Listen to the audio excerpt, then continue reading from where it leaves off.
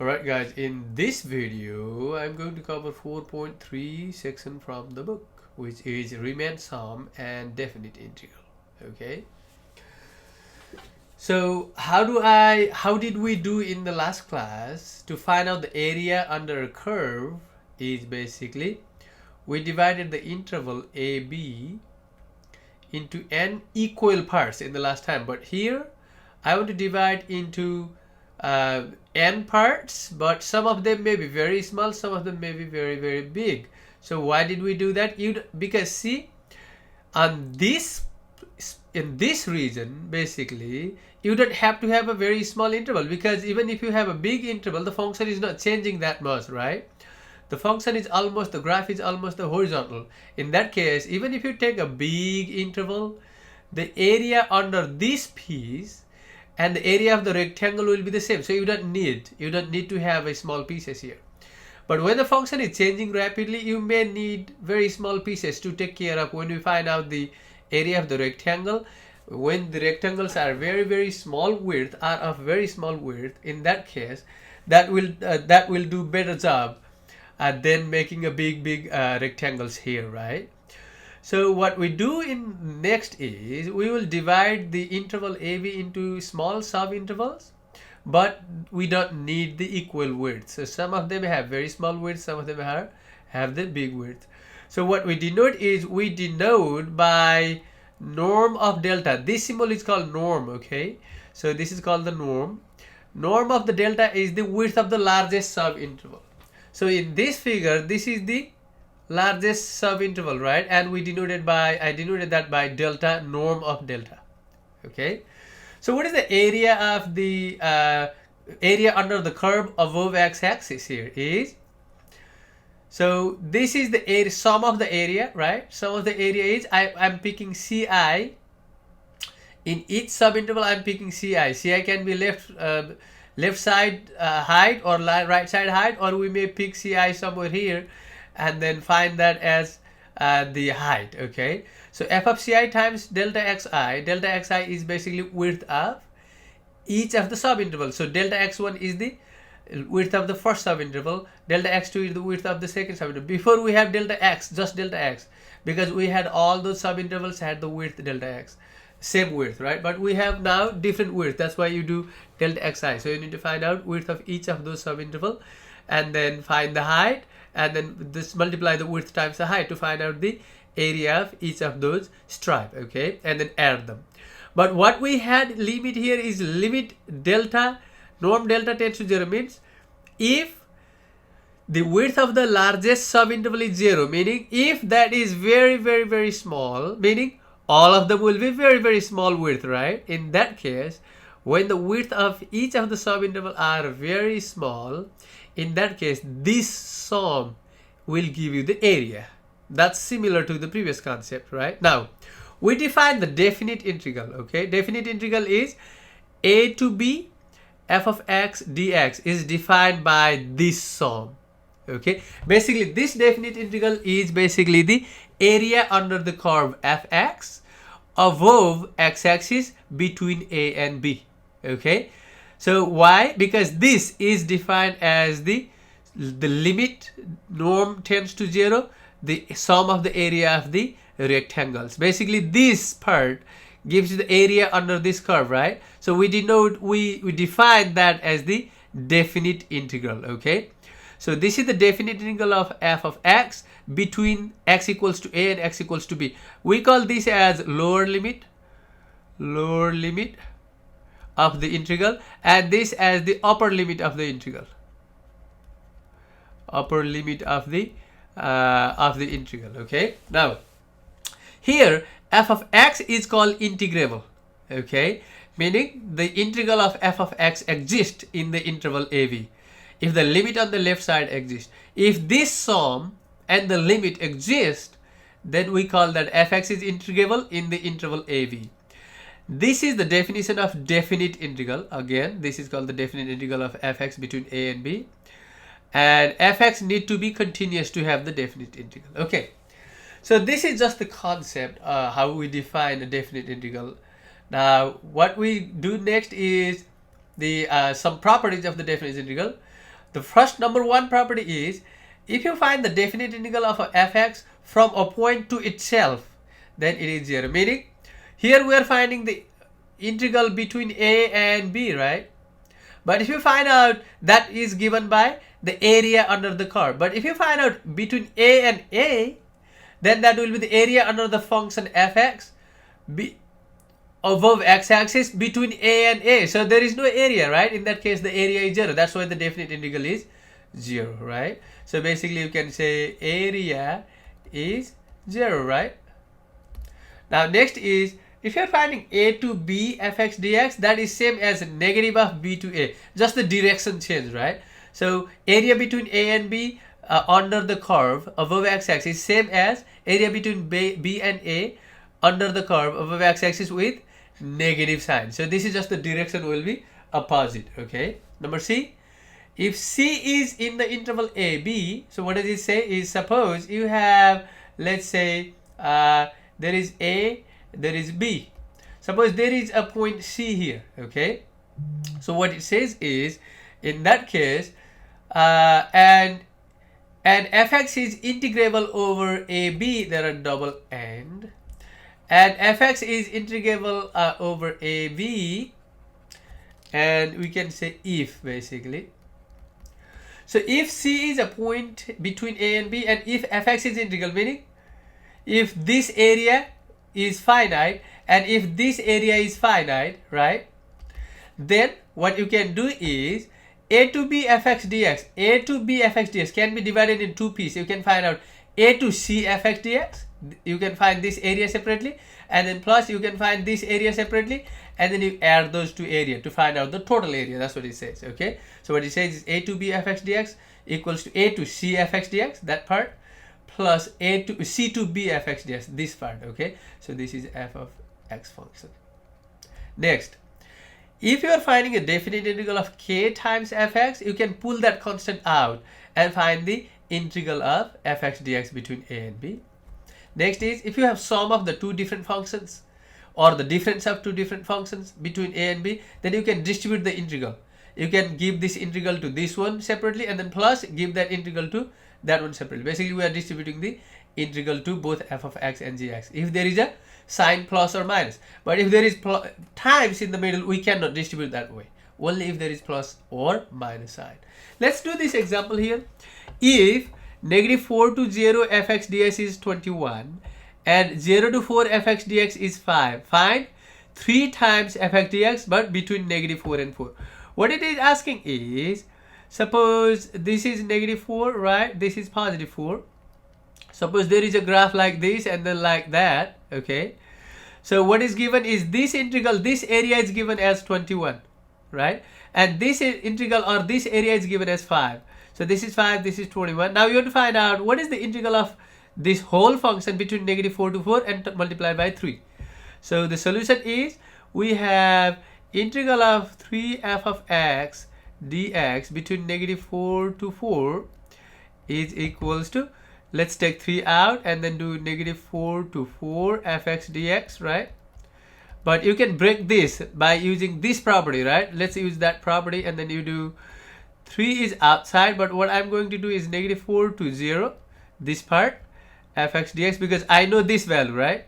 And then plus 0 to 4 fx dx, right? Now I will plug in the value of this part and that part from the given. So this is 21, this is 21, this is 5, right? So 21 plus 5 is 26, right?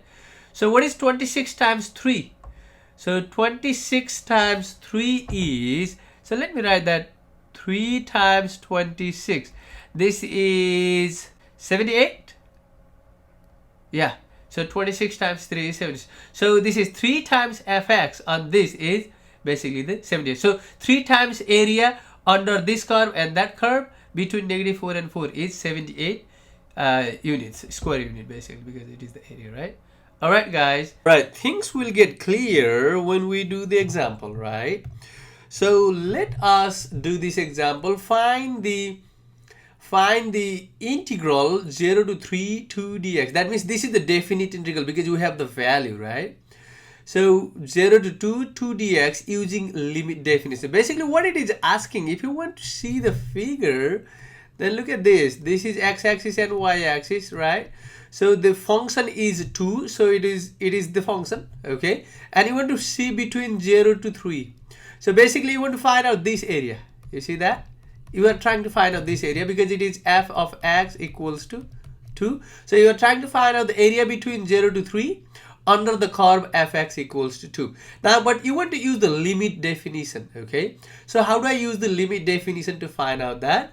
So let me recall the formula. We know that the Riemann sum or 0 a to b f of x dx, the definite integral between a and b under the function fx is given as limit norm tends to 0.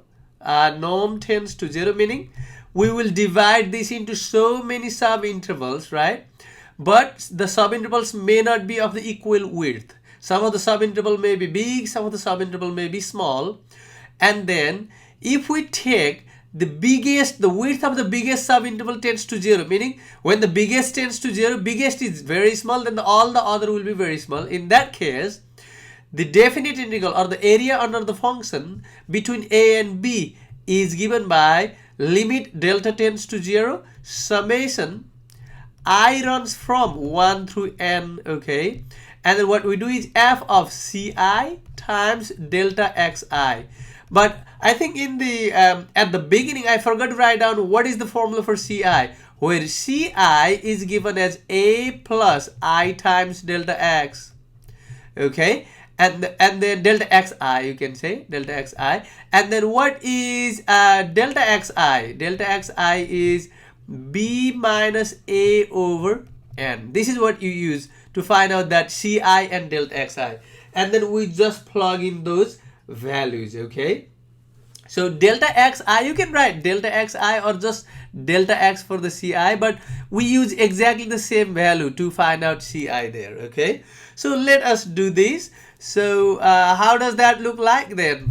So solution is, so what is f of x in our problem? F of x is just 2. What is a? A is 0. What is b? B is 3, right?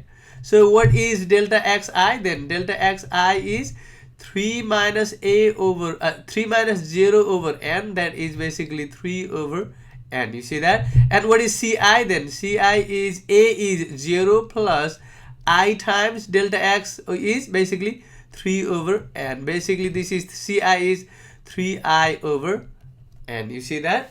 Now what we do is you use that formula, okay? Therefore the definite integral 0 to 3 let me write down fx first for now, and then we will do that. F of x dx is same as limit norm tends to 0, norm, the biggest norm tends to 0, summation I runs from 1 through n, and then f of ci times delta xi. This is the formula, right? So how do I write that? Because when norm of delta tends to 0, what does that mean? The width of the biggest subinterval tends to 0, then you will need so many subintervals there, right? So many subinterval means the n is the number of subintervals. N is the number of subintervals. Subintervals. So when delta tends to 0, don't get confused about delta xi and delta. Delta xi is the width of these subintervals, and norm of delta is the biggest width of the subinterval, or the width of the biggest subinterval, okay? And n is the number of subinterval. In this case, when the biggest subinterval has width 0, you will need so many of the subintervals, that is n tends to infinity. So you can write limit n tends to infinity, right? And summation I runs from 1 through n. What is f of ci? So ci is 3i over n. I am going to write f of 3i over n times, what is delta xi? Delta xi is 3 over n. You see that? Now, what is f of x? F of x is 2. Whatever value of x you take, it is always 2. That's what it says, right? That's what the f of x equals to 2 means. So let me write down that limit n tends to infinity, summation I runs from 1 through n. This is just 2, right? And then what is that? That is 3 over n. 3 over n. You see that?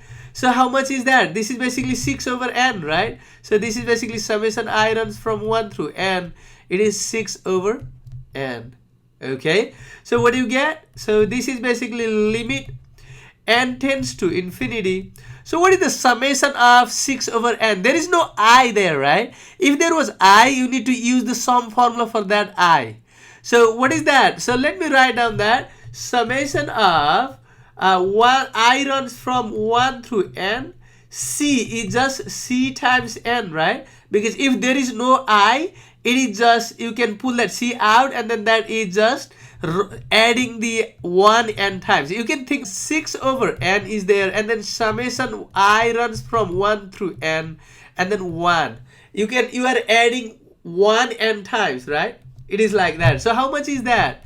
So it is limit n tends to infinity, right? And then 6 over n is there. So sum of the i's, sum of the 1 n times. If you add 1 n times, it is just n, right? So you can cancel, basically. You can cancel that n and n. So you don't need limit anymore because there is no n left, right? So what is the final answer? It is just 6. So area under fx equals to 2 between 0 and 3 is basically 6. Okay. So there is another shortcut way. You will see that in the next section, section 4.3. But for now, we know only the finding the limit, or finding the definite integral, or area under the function between two numbers. This is the only way that we know so far. Okay, let us take another example. That this was easy example because there is no x. But if you take x there, how would that look like? Let us do that problem. Okay, let's take that. Let us see this example. So first of all, let us write down what is a, what is b, what is fx, right? Like that. Okay, what is fx? Fx is this function, 2x squared plus 5. What is a? A is negative 2. What is b? B is positive 1. So this implies that what is delta xi then? Delta xi will become b minus a over n. What is that? 1 minus negative 2 divided by n. That is 3 over n. We got 3 over n again, but you may get different number in the different problem. You don't have to get 3 over n all the time, okay? So what is ci also? Ci, the formula for ci is a plus I times delta x, right? So what is a? A is negative 2 plus I is 3, I is I, right? I is I, and then delta x is 3 over n. Basically, you can write negative 2 plus 3i over n, that is ci, okay? So what is f of ci then? F of ci will become, you write, just replace x by ci there, right? So it is 2ci square, right? And then plus 5. But what is ci though? Ci is negative 2 plus 3i over n. So it will be 2 times negative 2 plus 3i over n square plus 5. This is a ci square, right? Now let us simplify that. What do you get? So 2 times, you can just FOIL this, right? Negative 2 plus 3i over n, and then times negative 2 plus 3i over n. You see that? And then plus 5 is there. Now you will FOIL that. How do you FOIL? You multiply this with that, right? So you multiply this negative 2 with negative 2, and then negative 2 with 3i, and then 3i over n times negative 2, and like that, right? That's how we FOIL. So what do you get? That's basically, let me keep that 2 outside. So what do you get? Negative 2 times negative 2 is positive 4, right? Negative 2 times negative 3i over n. What do you get? Is negative 6i over n. Now you multiply with 3i over n times negative 2 is negative 6i over n, right? And then plus 3i over n times 3i over n will be 9i square over n. This is what I get. Plus 5. Let me simplify this. What do I get? So let me write 2, and then 4 minus 6i over n minus 6i over n will be 12i over n, and then plus 9i square over n, and then plus 5 is still there. So if you simplify, the final simplified form will be 2 times 4 is 8 minus 24i over n, and then plus 18i square over n plus 5, right? If you further simplify this, basically you will get 5 plus 8 is 13, right? Minus 24i over n, and then plus 18i square over n. This is what you get. Okay, let me write this way. Okay, now what do you get then? So let me write down in the formula form. Okay, so negative 2 to 1 2x square plus 5 dx. This is basically the definite integral equals to limit, right? The norm tends to 0, summation I runs from 1 through n f of ci times delta xi. This is the formula, right? So which is equals to, this can be written as limit n tends to infinity as previous, right? And then summation is still there, I runs from 1 through n. What is f of ci? Just copy that term. So 13 minus 24i over n plus 18i square over n, and then times, what is delta xi? Delta xi is 3 over n, right? That's what the delta xi is. So the times 3 over n. Let me multiply this everything. Let me FOIL with the 3 over n. Let me distribute this 3 over n to everybody there. So limit n tends to infinity, summation I runs from 1 through n, right? So 13 times 3 is how much? 39 over n, right? Minus 72i over n square, right? And then plus 18 times 3 is 54i square over n square again. You see that? Oh, by the way, I forgot n square here. This should be n square. So this should be n square too, and this should be n to the cubed. Why? Because n square times n.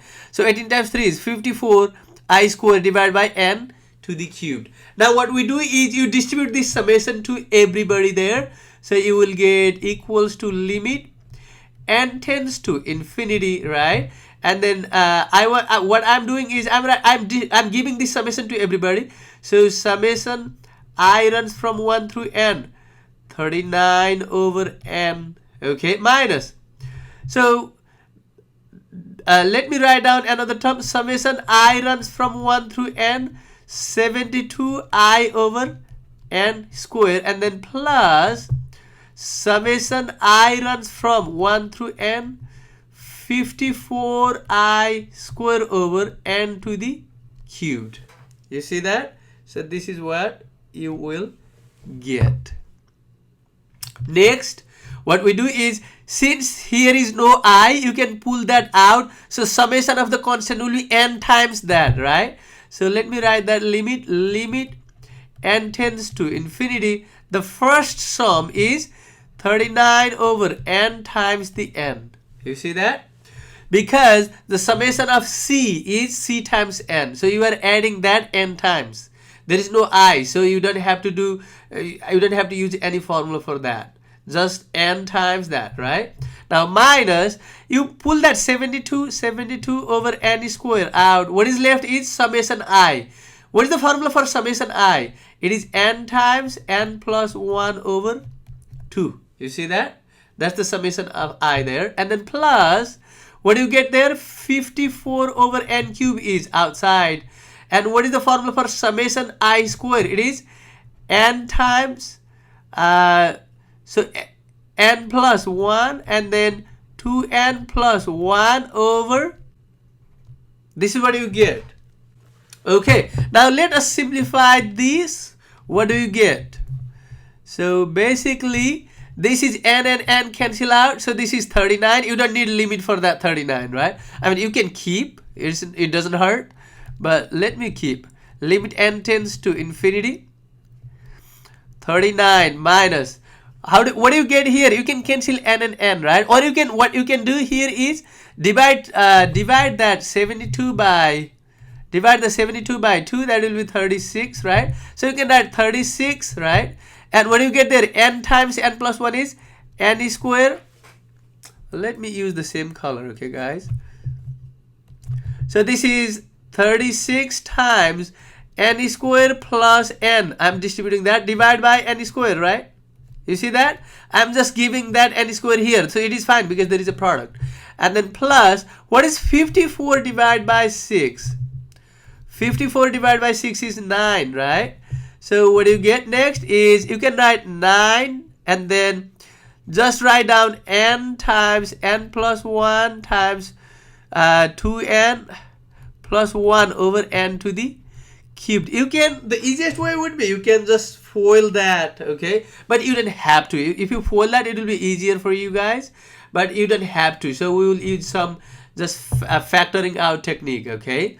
So let us split the denominator here. What do you get?